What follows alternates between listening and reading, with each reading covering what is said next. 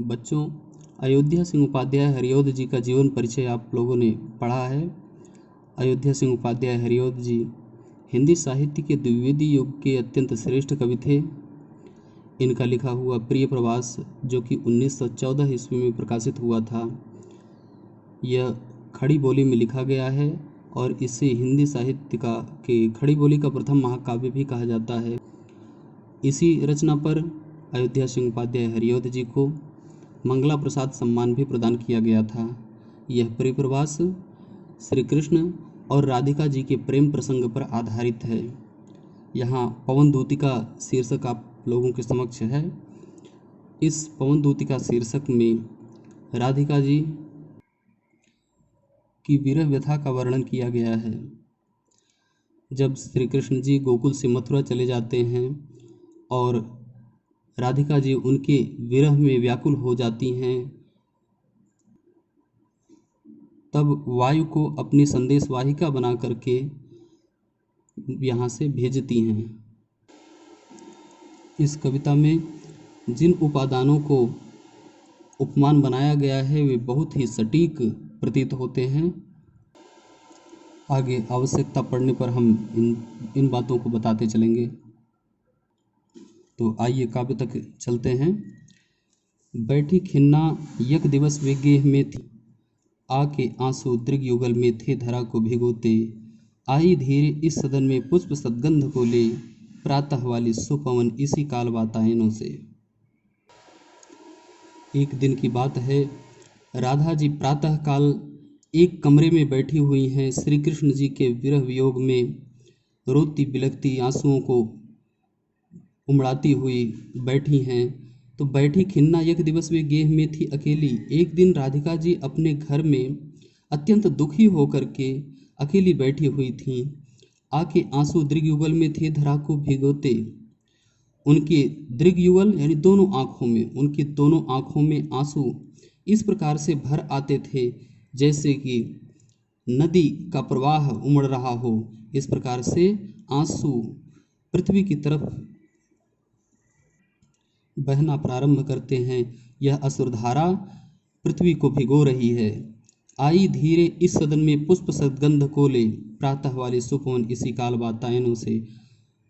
प्रातः काल सुगंधित वायु अंदर प्रवेश करती है, उस कक्ष में प्रवेश करती है जिस कक्ष में राधिका जी बैठी हुई थीं।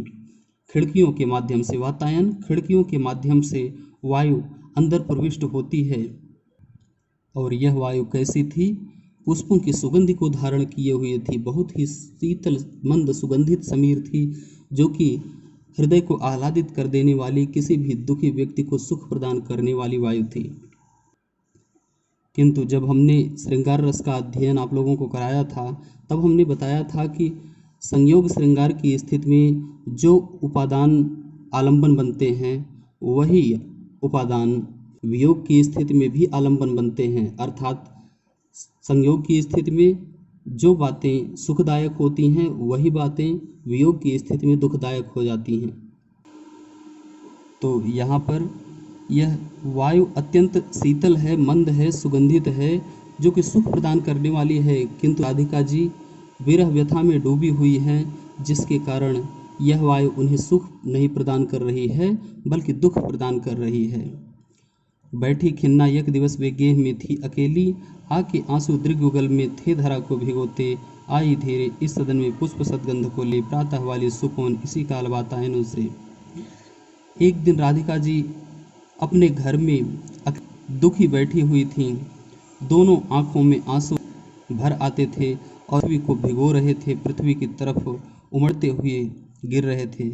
आई धीरे इस सदन में पुष्प सद्गंध को ले, प्रातः वाले सुपवन इसी काल वातायनों से।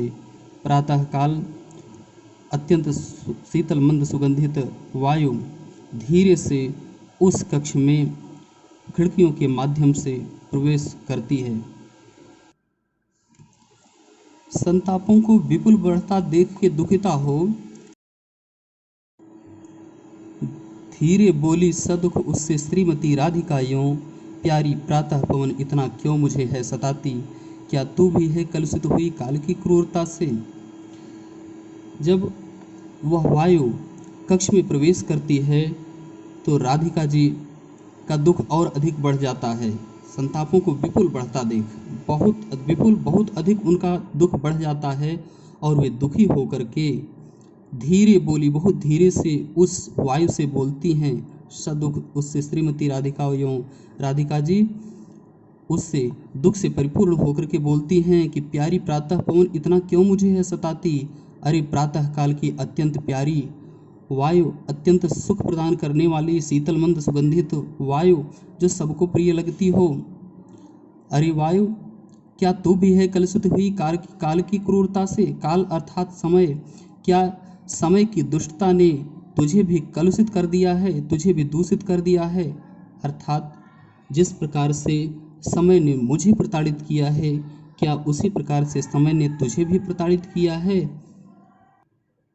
जो अपनी खिन्नता को तुम मुझ पर उतार रही है। अर्थात समय ने तुझे संभवतः उसी प्रकार से प्रताड़ित किया है जिस प्रकार से मुझे समय ने प्रताड़ित किया है, और तू उस प्रताड़ना को सुलझाने के लिए मुझ पर अपना प्रकोप दिखा रही है। तभी तो आज मुझे तू दुखी कर रही है। संतापों को विपुल बढ़ता देख के दुखिता हो धीरे बोली सदुख उससे श्रीमती राधिका यूं। जब राधिका जी का दुख अत्यधिक बढ़ने लगा तो राधिका जी ने अत्यंत दुखी होकर के उस वायु से कहा कि प्यारी प्रातः पवन इतना क्यों मुझे है सताती। ऐ प्यारी प्रातः कालीन वायु, तू मुझे इतना क्यों सता रही है। क्या तू भी है कलुषित हुई काल की क्रूरता से। क्या समय की दुष्टता के द्वारा तू भी प्रताड़ित की गई है।